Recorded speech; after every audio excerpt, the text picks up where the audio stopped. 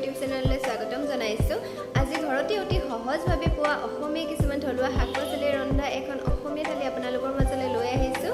মইনো আজি অসমীয়া থালিখনত কি ৰান্ধিছোঁ, কেনেকৈ ৰান্ধিছোঁ ভাবিলোঁ আপোনালোককো দেখাওঁ। আহকচোন তেন্তে আজি এই ভিডিঅ'টো আৰম্ভ কৰোঁ। সেইটো মই বনাম আজি কচু শাক, সেয়ে ভাবিলোঁ বাৰীৰ পাছফালৰ পৰা কচু অলপ বুটলি আনো। আৰু এয়া মই কুমলীয়া চাই কেইডালমান কচু বুটলি লৈছোঁ। আৰু এয়া মোৰ কচু শাক বুটলা হৈ গ'ল। কচুৰ লগত কণবিলাহী খুব ধুনীয়াকৈ মিলে, সেয়ে মই ঘৰতে লাগি থকা পকা চাই কণবিলাহী দুটামানো ছিঙি লৈছোঁ। কচু শাকত কণবিলাহী দিলে আঞ্জাখন খাবলৈ খুবেই টেষ্টি লাগে। আৰু এয়া মই কণবিলাহী ছিঙা হৈ গ'ল। আৰু এইফালে মই মচন্দৰী কোমলীয়া চাই পাত দুখিলামানো ছিঙি লৈছোঁ। মচন্দৰী পেটৰ কাৰণে খুবেই ভাল হয় আৰু ইয়াৰ গোন্ধটো মোক খুবেই ভাল লাগে।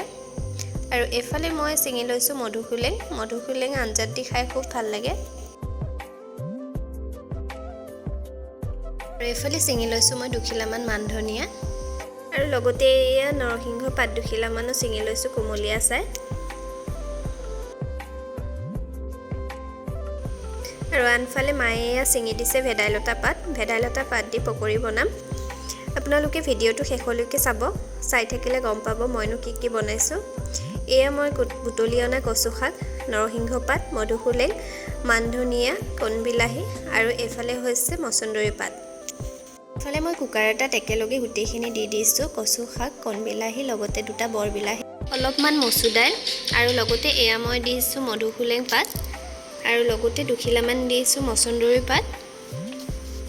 এই জোখমতে নিমখ দিছোঁ আৰু জোখমতে পানী দি মই কুকাৰত দুটা চিটি মাৰি কচুখিনি বইল কৰি লৈছোঁ।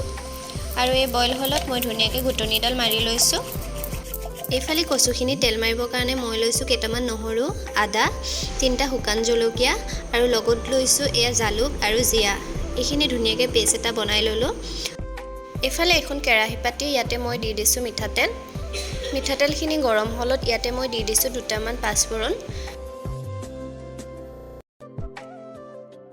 পাঁচফোৰণকেইটা ধুনীয়াকৈ ৰঙা হোৱালৈকে ভাজি ল'লোঁ। আৰু ইয়াতে মই দি দিছোঁ আগতে বনাই ৰখা মছলাৰ পেষ্টটো। এয়া মছলাৰ পেষ্টটো দি মই ধুনীয়াকৈ লৰাই দিছোঁ। মছলাখিনি এতিয়া মই ধুনীয়াকৈ তেল এৰালৈকে ভাজি ল'ম। আৰু ইফালে মই জোখমতে হালধি দি দিছোঁ।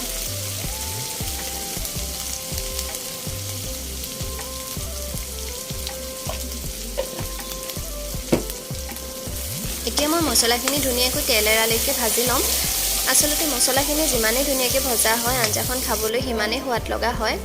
আৰু এয়া মোৰ মছলা ভজা হৈ গ'ল। এতিয়া মই ইয়াতে দি দিছোঁ বইল কৰি ৰখা কচু শাকখিনি দি মই মছলাখিনিৰ লগত ধুনীয়াকৈ মিলাই দিছোঁ।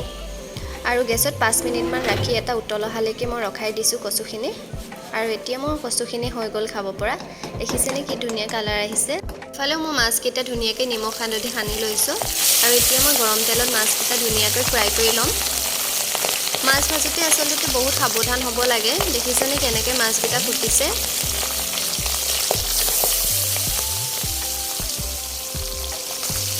ইফালে মোৰ ধুনীয়াকৈ মাছ ফ্ৰাই কৰা হৈ গৈছে। আৰু এতিয়া মই বনাবলৈ লৈছোঁ মচন্দৰী ভাপত দিয়া পিটিকা। তাৰ বাবে গেছত মই কেৰাহী এখন পাতি ল'লোঁ। আৰু ইয়াতে মই দি দিছোঁ মচন্দৰী, 2 ফুটামান নহৰু, কেঁচা জলকীয়া, সোৱাদ অনুসৰি নিমখ, আৰু অকণমান পানী দি মই অলপ টাইমৰ কাৰণে ঢাকি পেলাই বইল হ'বৰ কাৰণে দিম। মচন্দৰী সিজোতে বেছি টাইম নালাগে, সোনকালে হৈয়ে যায়। আৰু এয়া দেখিছেনে মোৰ ইমান ধুনীয়াকৈ মচন্দৰীখিনি সিজি গৈছে। আৰু এনেকৈ গৰম ভাতৰ লগত খাই খুব ভাল লাগে। আৰু শেষত মই বনাই ল'ম দুটামান পকৰি বনাবৰ কাৰণে মোৰ ওচৰত অলপমান প্ৰসাদ আছিল। তাতে মই 2 ফুটামান নহৰু, কেঁচা জলকীয়া আৰু ভেদাইলতা পাতখিনি দি ধুনীয়াকৈ পেষ্ট এটা বনাই ল'লোঁ মিক্সিত। তাৰ পাছত মই ইয়াতে অকণমান পিঠাগুড়ি আৰু সোৱাদ অনুসৰি নিমখ দি ধুনীয়াকৈ মিলাই লৈছোঁ। আনফালে কেৰাহীত তেল দি মই পকৰিকেইটা ধুনীয়াকৈ ফ্ৰাই কৰি ল'ম। আৰু এনেদৰে প্ৰসাদৰ লগত ভেদাইলতা দি বনোৱা পকৰিকেইটা খাবলৈ খুব টেষ্টি হয়। আপোনালোকে যদি নাই খোৱা তেনেহ'লে এদিন এনেকৈ বনাই খাবচোন, নিশ্চয় ভাল পাব। আৰু যিহেতু মই ভেদাইলতা দিছোঁ সেয়ে পকৰি কালাৰটো মোৰ ক'লা হৈছে, কিন্তু খাবলৈ খুব সোৱাদ লগা হয়। এইফালে মোৰ পকৰি বনাই হৈ গ'ল।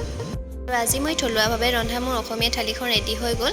এইফালে মই ধুনীয়াকৈ বাতিত কচু দাইল উলিয়াই লৈছোঁ। এইফালে থেকেৰা দিয়া মচুৰ দাইল, মাছ ফ্ৰাই, ভেদাইলতা পকৰি, বগৰী জ্বলা আচাৰ, মচন্দৰী পিটিকা, চালাড, নেমু, অকণমান নিমখ, লগতে এটা ভোট জলকীয়া। আজি মোৰ অসমীয়া থালিখন চাই আপোনালোকৰ কেনেকুৱা লাগিলে জনাবচোন আৰু যদি ভাল লাগিলে তেনেহ'লে প্লিজ মোৰ চেনেলটো লাইক আৰু ছাবস্ক্ৰাইব কৰি দিব।